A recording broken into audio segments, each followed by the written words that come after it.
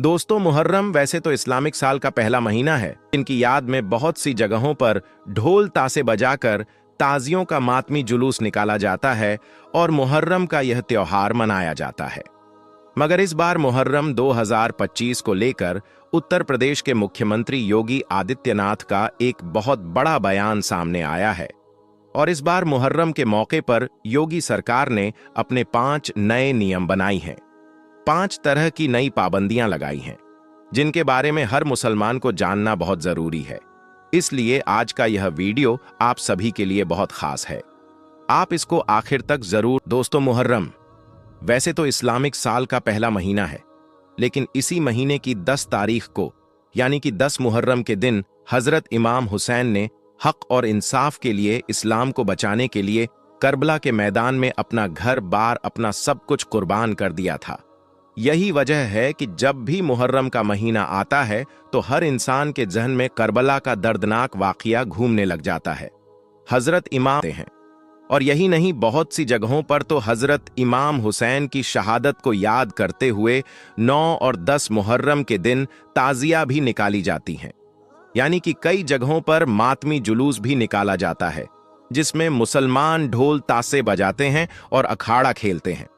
और यही नहीं, बहुत सी जगहों पर तो लकड़ियां घुमाते हुए भी चलते हैं और शोर शराबा करते हैं, जिसकी वजह से माहौल खराब हो जाता है। बस इसी बात को देखते हुए इस बार यानी कि मुहर्रम 2025 को लेकर योगी सरकार ने अपने 5 नए नियम बनाई हैं। यानी कि 5 तरह की नई पाबंदियां लगाई हैं, जिनको लेकर पूरे मुस्लिम समुदाय में हड़कंप मचा हुआ है। और यही नहीं, योगी सरकार ने अपने आला अधिकारियों को इनका पालन करवाने के सख्त निर्देश भी दिए हैं और कहा है कि अगर कोई इन नियमों की पालना नहीं करता है तो उन पर कड़ी से कड़ी कार्रवाई की जाए। इसलिए आप इन 5 नियमों के बारे में अच्छी तरह से जान लें और इस बार मुहर्रम के मौके पर आप इन 5 गलतियों को भूल कर भी ना करें, वरना आप लोग बहुत बुरे फंस जाओगे। नंबर 1, ताजियों की हाइट कम रखी जाए। दोस्तों, इस बार मुहर्रम 2025 के लिए योगी सरकार ने अपना पहला आदेश तो यह जारी किया है। इस बार ताजियों की हाइट कम की जाए, यानी कि इस बार कहीं पर भी ऊंचे ऊंचे ताजिए ना बनाए जाएं और ना ही गलियों में और बाजारों में ऊंचे ऊंचे ताजिए घुमाए जाएं। इसे लेकर योगी सरकार ने इस बार साफ कर दिया है कि ताजिया के लिए किसी भी पेड़ को नहीं काटा जाएगा और ना ही कहीं पर भी कोई तार हटाए जाएंगे। तय मानक के तहत ही ताजियों की ऊंचाई होनी चाहिए। और इस बार योगी सरकार ने ताजियों की हाइट को लेकर तय मानक रखा है 12 फुट, यानी कि 12 फुट से ज्यादा की हाइट वाले ताजिए कहीं पर भी नहीं निकाले जाएंगे। इन पर सख्ती के साथ में पाबंदी लगाई जाएगी और साथ ही योगी सरकार ने यह भी कहा है कि अगर कोई इनकी पालना नहीं करता है तो उन पर कड़ी से कड़ी कार्रवाई की जाए। नंबर 2, शस्त्रों का प्रदर्शन ना करें। दोस्तों, इस बार मुहर्रम 2025 के मौके पर योगी सरकार ने अपना दूसरा आदेश यह जारी किया है, यानी कि अपना दूसरा नियम यह बनाया है कि इस बार मुहर्रम के मौके पर कोई भी शख्स सार्वजनिक जगहों पर शस्त्रों का प्रदर्शन न करने पाए, यानी कि हथियारों को लहराता हुआ न चले। इसका मतलब यह है कि इससे पहले जिस तरह से मुसलमान ताजियों के जुलूस में हथियारों को लहराते हुए चलते थे, हाथों में तलवारें और लकड़ियां लेकर घूमते हुए चलते थे, इसे लेकर इस बार योगी सरकार ने पूरी तरह से पाबंदी लगा दी है और साथ ही अपने आला अधिकारियों को यह सख्त निर्देश भी दिया है कि इस बार मुहर्रम के मौके पर और खास करके ताजिया के जुलूस में कोई भी शख्स अवैध हथियारों के साथ अगर मिलता है या हथियारों को लहराता हुआ चलता है तो ऐसे लोगों पर कड़ी से कड़ी कार्रवाई की जाए।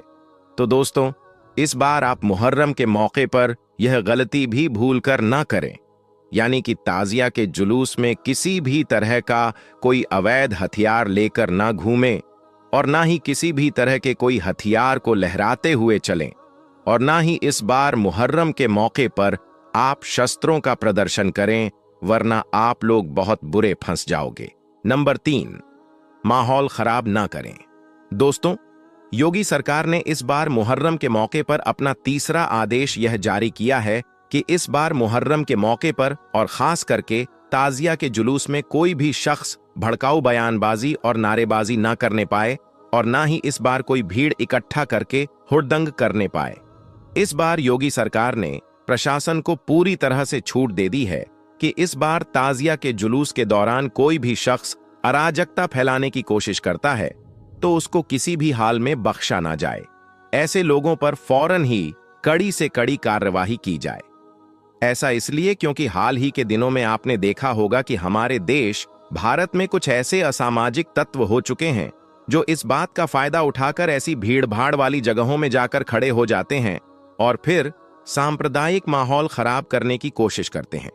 बस इसी बात को देखते हुए इस बार योगी सरकार ने मुहर्रम 2025 के मौके पर अपने आला अधिकारियों को यह सख्त निर्देश दिया है कि वह अभी से संवेदनशील इलाकों में मॉनिटरिंग करना शुरू कर दें और इस तरह से माहौल खराब करने वालों पर कड़ी से कड़ी कार्रवाई की जाए।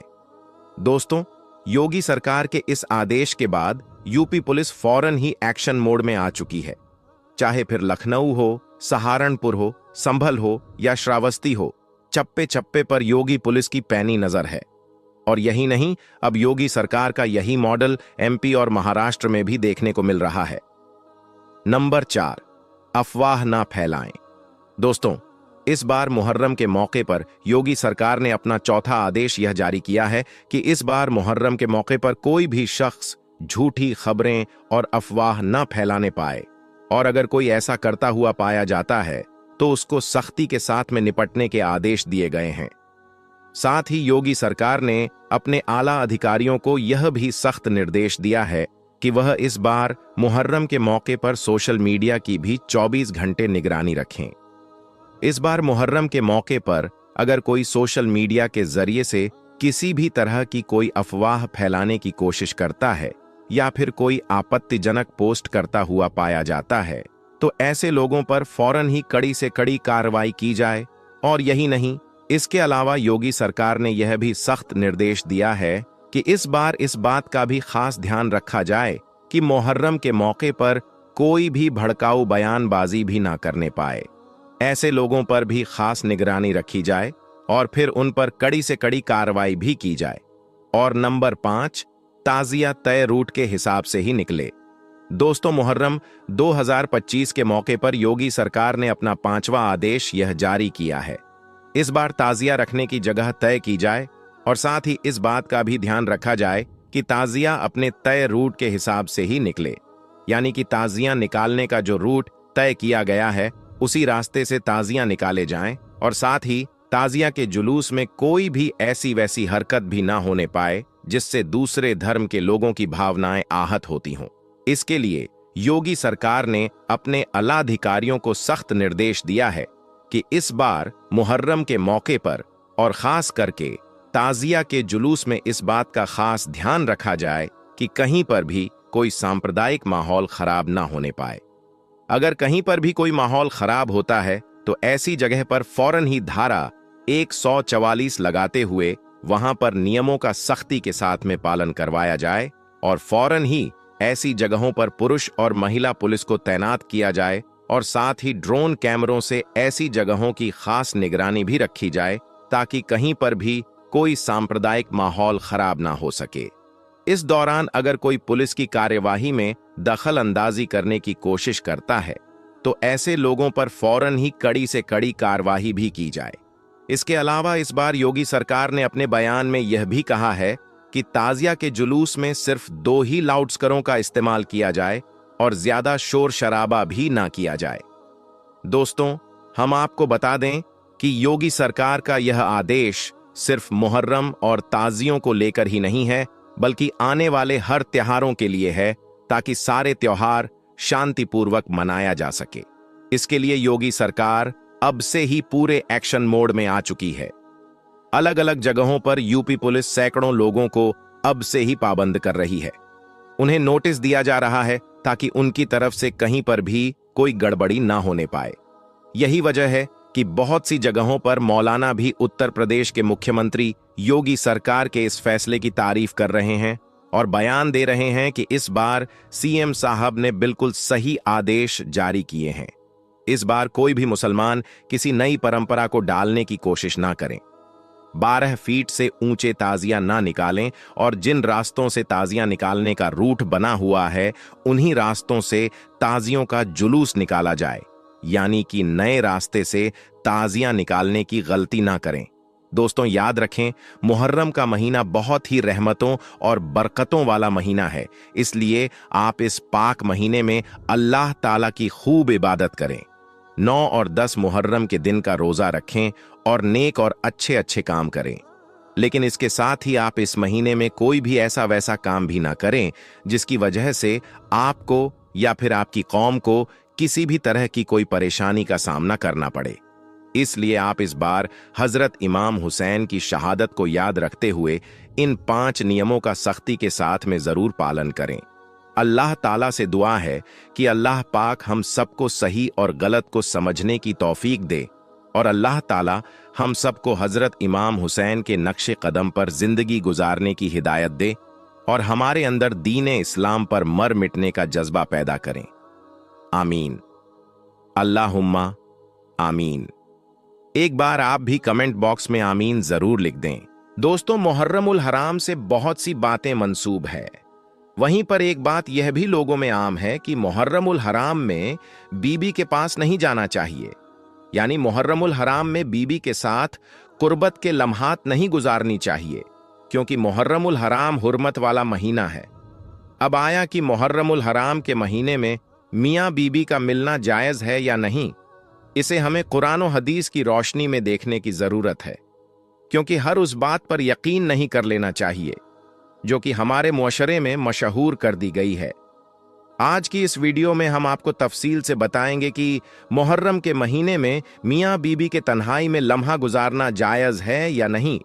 दोस्तों याद रहे कि अल्लाह तबारक व ताला ने इंसान के बशरी तकाज़ों के पेशे नज़र मर्दों को औरतों के साथ निकाह का हुक्म दिया, और निकाह एक ऐसा हुक्म है जिसमें औरत और मर्द का आपस में जायज हो जाता है, जबकि बगैर निकाह के मर्द और औरत का आपस में मिलने को नाजायज और हराम करार दिया गया है। अब जबकि निकाह के जरिए से मर्द और औरत रिश्ताएं अजदवाज में मुंसलिक हो जाते हैं, तो उनके आपस में मिलने और तन्हाई के लम्हात गुजारने को इस्लाम ने जायज करार दिया है। दोनों मियाँ बीबी को एक दूसरे का लिबास फरमाया गया, अब उनको एक दूसरे के हुक्म से भी आगाह फरमा दिया गया है, और मर्द को औरत के साथ पूरे साल में कोई पाबंदी नहीं, चाहे वह कुर्बत के लम्हा दिन में गुजारे या रात में, यह सब उसके लिए जायज है। हाँ, अलबत्ता चंद लम्हात व मौके ऐसे हैं जिनमें मर्दों को औरतों के पास जाने से मना किया गया है। उनके अलावा मर्द साल के जिस महीने में, जिस दिन में और जिस वक्त चाहे अपनी बीबी के पास जा सकते हैं।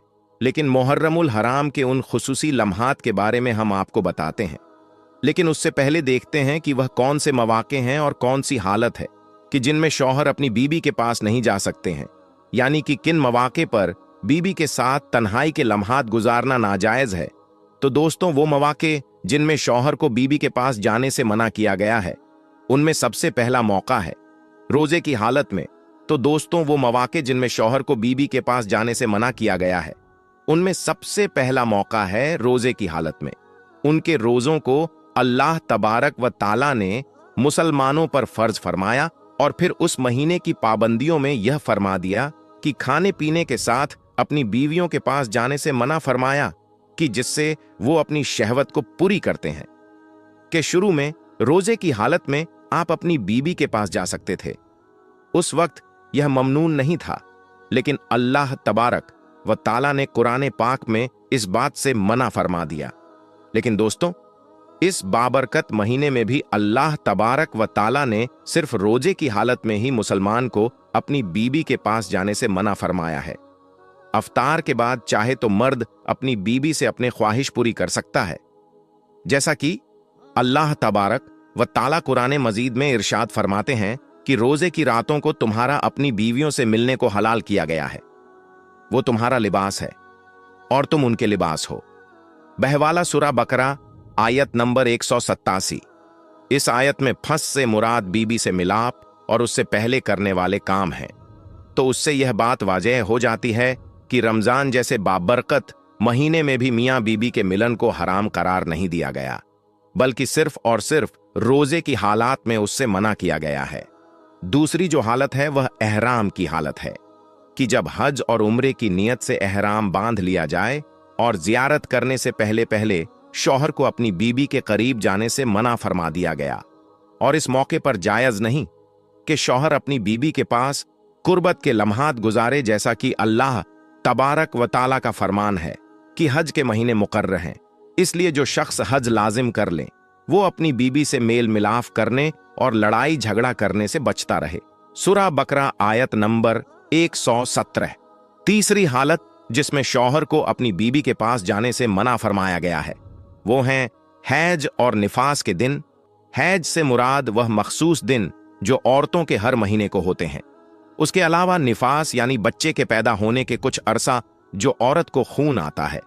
ऐसे वक्त में भी शौहर का बीबी के पास जाना जायज नहीं, और बच्चा पैदा होने के तकरीबन 40 दिन का ये पीरियड होता है, और उन दिनों में भी जायज नहीं कि शौहर अपनी बीबी के पास जाए, और उसकी ममानियत भी कुरान पाक में वाजह तौर पर बयान हुई है, जैसा कि कुरान पाक में इरशाद ए बारी ताला है कि आपसे हैज के बारे में सवाल करते हैं कि वो गंदी है। हालत हैज में औरतों से अलग रहो, जब तक वो पाक साफ ना हो जाए उनके करीब ना जाओ। हाँ, जब वो पाक साफ हो जाए तो उनके पास जाओ जहां से अल्लाह तबारक व ताला ने तुम्हें इजाजत दी है। अल्लाह तौबा करने वालों और पाक साफ रहने वालों से मोहब्बत फरमाता है। बहवाला सूरा बकरा आयत नंबर 222। तो ऐसी हालत में भी शौहर को बीबी के पास जाने से मना किया गया है। उसके अलावा एतिकाफ भी एक ऐसी हालत और मौका है जिसमें शौहर और बीबी से कुर्बत के लम्हात नहीं गुजार सकता, क्योंकि वो एतिकाफ के दिनों में वो खुद को मुक्कायद कर लेता है, और इन दिनों में उनके लिए जायज नहीं कि अपनी बीबी के पास जाए। और तीसरी हालात जो बयान की जाती है वह है बीबी की माजूरी। अगर बीबी माजूर हो जाए तो शौहर के लिए जायज नहीं कि वो उससे कुर्बत हासिल करे। तो याद रहे कि इन हालात और मौके के अलावा बकिया तमाम दिनों और हालात में मर्द के लिए अपनी बीबी के पास तन्हाई में जाना हर तरह से जायज है। अब जो लोग कहते हैं कि 9 या 10 मुहर्रम को या फिर मुहर्रमुल हराम के महीने में बीबी और शौहर का तन्हाई के लम्हात में मिलनी जायज नहीं है, कुर्बत के लम्हात के हवाले से ममानियत का तरीका इख्तियार करते हैं, तो इस बात की कोई हकीकत नहीं है। इस्लाम में ऐसी कोई भी बात नहीं है जिसमें मुहर्रम में हम बिस्तरी से मना किया गया है। जो लोग ये कहते हैं कि मुहर्रमुल हराम हुर्मत वाला महीना है इसलिए मियाँ बीबी का मिलना इसमें जायज नहीं, तो यह बात जान ले कि कुरान मजीद में 4 महीनों को हुर्मत वाले महीने कहा गया है। मुहर्रम के साथ बाकी 3 महीने भी तो हुर्मत वाले हैं, फिर उनमें तो यह सब कुछ जायज है, और मुहर्रम में ही इसे नाजायज और हराम क्यों समझा जाता है। ये आपको बताते चले कि ये सिर्फ मुहर्रम का महीना नहीं जिसके साथ ऐसी बातें मंसूब है जो कि महज तोहम परस्ती और बिदत में शामिल है, बल्कि बाकी चंद महीने भी हैं जिसके साथ मुख्तलिफ बातें मंसूब की गई है। जिस तरह से इस महीने में मियाँ बीबी के कुर्बत के लम्हात के हवाले से मुमानियत का जिक्र करते हैं, इसी तरह इस महीने में अक्सर लोग निकाह और शादी करने के हवाले से भी सवालात करते हैं। तो जान ले के सही बुखारी में एक हदीस मुबारका है जिसमें हुजूर पाक सल्लल्लाहु अलैहि वसल्लम ने हज्जतुल विदा के मौके पर एक निहायत ही कीमती नसीहत पर मुश्तमिल खुतबा फरमान दिया था, और उसमें यह बात बताई कि इस वक्त जमाना इसी रफ्तार और हैत पर आ चुका है। जिस दिन अल्लाह तबारक व ताला ने जमीनों आसमान को पैदा फरमाया था, 1 साल 12 महीने का होता है। उनमें से 4 महीने हुर्मत वाले हैं, उनमें से 3 महीने से जीकत जिलहिज और मुहर्रमुल हराम, ये तो एक साथ है, और एक रजब का महीना है जो जमादिल आखिर और शाबान के दरमियान आता है। नबी करीम सल्लल्लाहु अलैहि वसल्लम के मुख्तलिफ फरामीन के मुताबिक माह मुहर्रम में किए जाने वाले आमाल का अजर बनिस्बत दीगर अय्याम में ज्यादा मिलता है। यही वजह है कि इस महीने में नबी करीम सल्लल्लाहु अलैहि वसल्लम ने रोजे रखने के बारे में फरमाया, रमजान के रोजों के बाद सबसे अफजल तरीन मुहर्रम के रोजे हैं। बरिवायत सही मुस्लिम उलेमा एकराम फरमाते हैं कि इस महीने में महज रोजे रखने की फजीलत नहीं है, बल्कि इस माह का हर अमल पर बनिस्बत दूसरे महीनों के अफजल हैं। चुनांचे सब अमाल में से एक बड़ा अमल निकाह भी है। मुअशरे में ऐसा तसव्वुर पाया जाता है वो मुहर्रम के हवाले से कि इस महीने में निकाह करना नहीं चाहिए, हालांकि शरीयत के मिजाज और अहकाम उसकी नफी करते हैं। याद रहे, अपने निकाह चाहे किसी महीने में हो कि वो अपने असल के एतबार से मुबाह, और मुबाह काम का जायज होना किसी वजह मुमानियत से होता है।